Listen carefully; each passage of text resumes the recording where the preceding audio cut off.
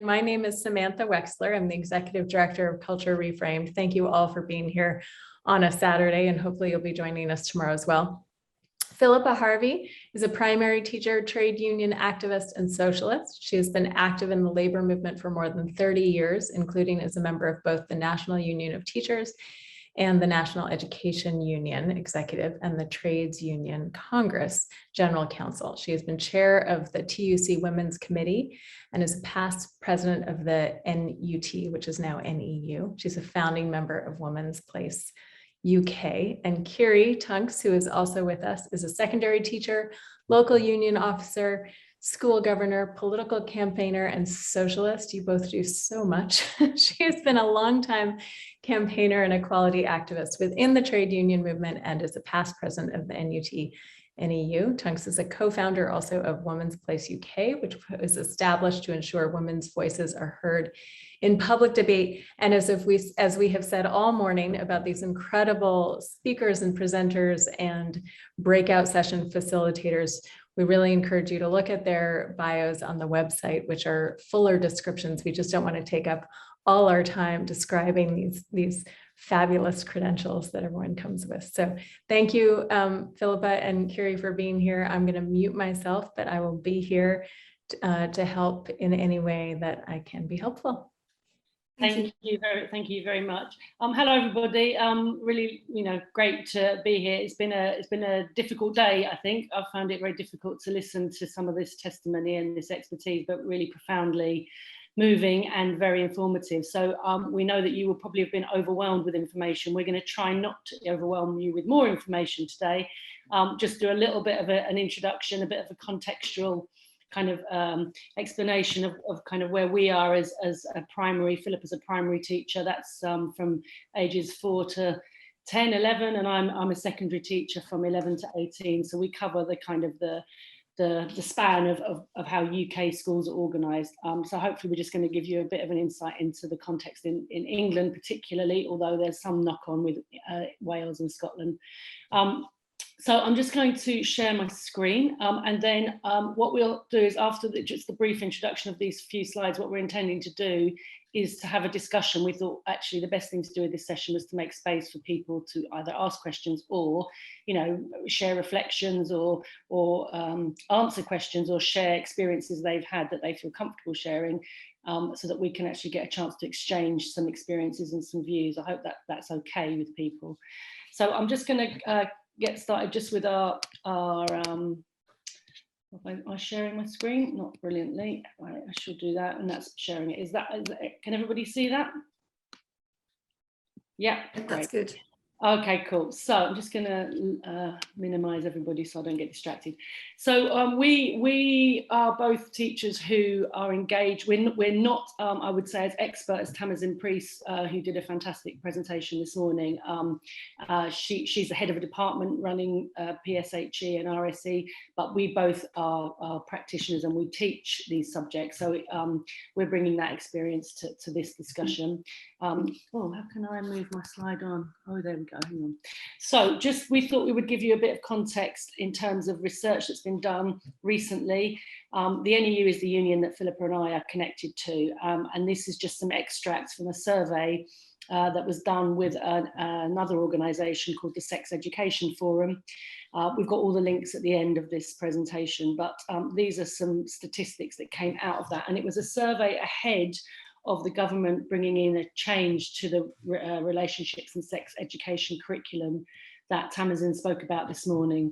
But you can see from the data on this slide that lots of young people were not getting adequate information or training or education about relationships, and felt that they were not getting what they needed from schools.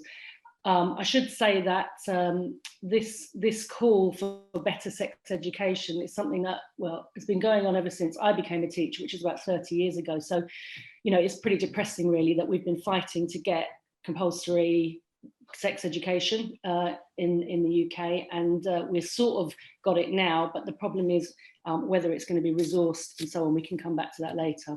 So that's just to show you what young people were saying when we asked as a union what they thought about their relationships and sex education. And then this was a survey that was done last year with the NSPCC. The NSPCC is the British Society for the Prevention of Cruelty to Children. So again, they're an organisation, an NGO that works, a charity that works to protect children. They run something called Childline. They're a very, very big organisation in the UK. And the union again did some work with them to find out actually how confident teachers said they would be in teaching about certain things. Because, as I said, it's all very well to bring in compulsory sex and relationships education, but if you haven't trained the staff or given them the resources to do that, then the quality of that education is going to be very diminished. So you could see that only 10% of the respondents to that survey felt very confident about teaching two very key topics, one of which is pornography, which is obviously the focus of what we're looking at today. So the new relationships education, sex and relationships education was introduced. It is now compulsory in primary schools to teach about relationships. There is a compulsion as well to teach biologically about sexual parts, but not about sexual relations. Philippa can talk a bit more about that. And then in secondary schools, which is from the age of 11 to 18, both relationships and sex education is compulsory. So that's the status now. Of course, COVID has interrupted this because although this came in 2020, we were all in lockdown. So the government said, okay, we're not going to penalise schools for not delivering this yet because of the COVID pandemic, but they're now starting to implement it now that we're back in 2021. So we'll see what happens in the next year or so.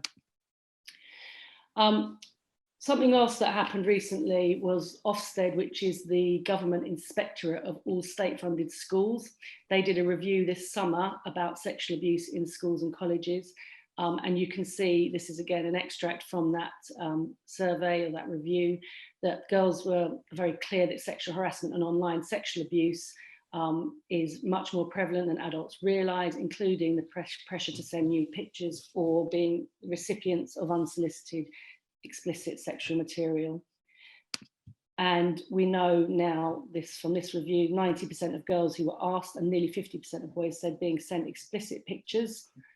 Happens quite a lot, which is a pretty shocking statistic. And then I think this is really interesting for the context of the discussion that we might have, because we want young people to tell us about this, but actually the young people are saying, especially the girls, that they don't feel comfortable talking about sexual abuse for several reasons, even where there's a culture in the school that that is done. And there are all sorts of reasons for that. We can imagine, I'm sure, why the girls don't want to be talking about this.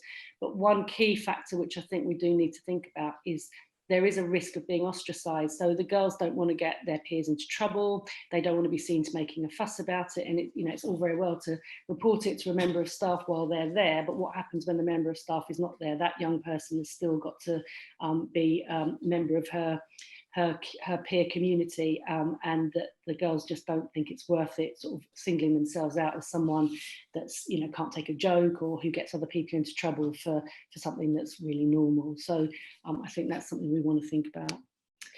So these were the questions that we kind of came up that we thought would be useful for people to think about in our discussion, which is what we'd like to do now.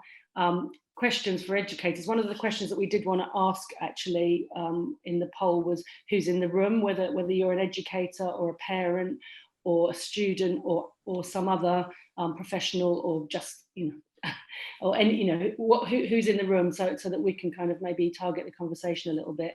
So maybe if people are comfortable in the chat, just letting us know which field that they're either from or interested in, that would be useful.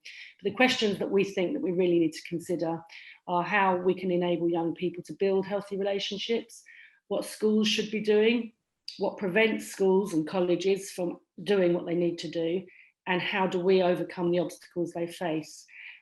These are certainly really big problems for us in the UK. Even when you've got the best will in the world and you want to address these things, there are a lot of obstacles stopping us doing that.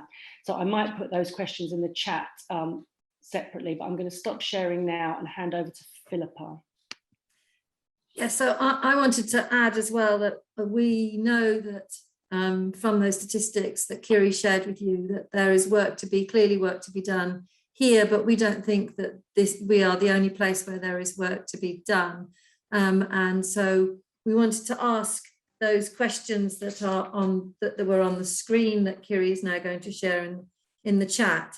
And we wanted to sort of give you the opportunity to share your thoughts on how we can overcome the barriers that we do have in school, both from primary age or however you term that in your where you're from, how we can teach the young people that we are working with what healthy relationships are, how we can enable them to think about that. I mean, we have some ideas, but we would like to hear from you.